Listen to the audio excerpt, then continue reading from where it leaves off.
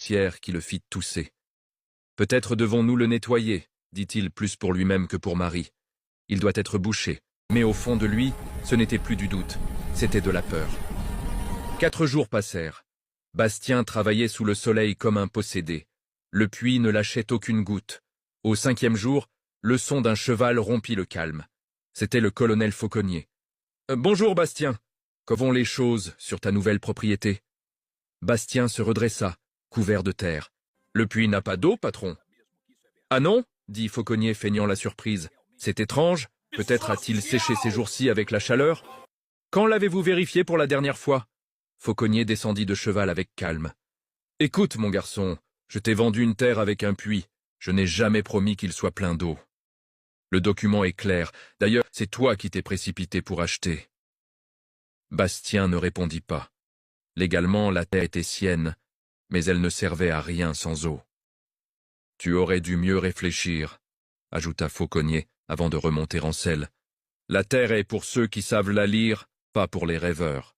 Bonne chance avec ton puits. » Il partit en riant, le dos droit. Bastien ne dormit pas cette nuit-là. Le lendemain, il se rendit au domaine pour confronter le patron.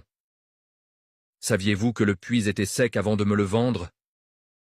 Fauconnier s'installa dans sa chaise de cuir avec un rire sec. « Et toi, qu'est-ce que tu en penses? Ce puits est sec depuis plus de 5 ans, mais tu étais tellement désespéré que tu n'as pas posé de questions. Ce n'est pas ma faute si tu es naïf.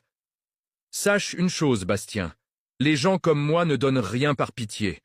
Celui qui ne demande rien paie, et tu as payé cher. » Bastien sortit avec un nœud dans la gorge. Mais il décida qu'il ne se rendrait pas. Il retourna au puits et creusa plus profond, plus fort, plus vite. Chaque coup de pioche était un cri contre l'injustice. Maria l'observait d'en haut, l'aidant à monter les gravats. Une semaine passa. Bastien descendait désormais avec une corde et travaillait avec une petite lampe à huile. Un matin, alors que le sol semblait plus dense, il frappa un coup plus fort et entendit un son différent. Ce n'était pas de la roche, c'était du bois pourri. Il dégagea la terre avec ses mains et trouva une sorte de couvercle, une vieille planche brisée couverte par des années de sédiments. En la cassant avec sa pioche, le sol se déroba sous ses pieds. Bastien tomba dans un trou plus profond. Marie accourut au bruit. « Bastien! Bastien! Je vais... » Abonne-toi pour la suite.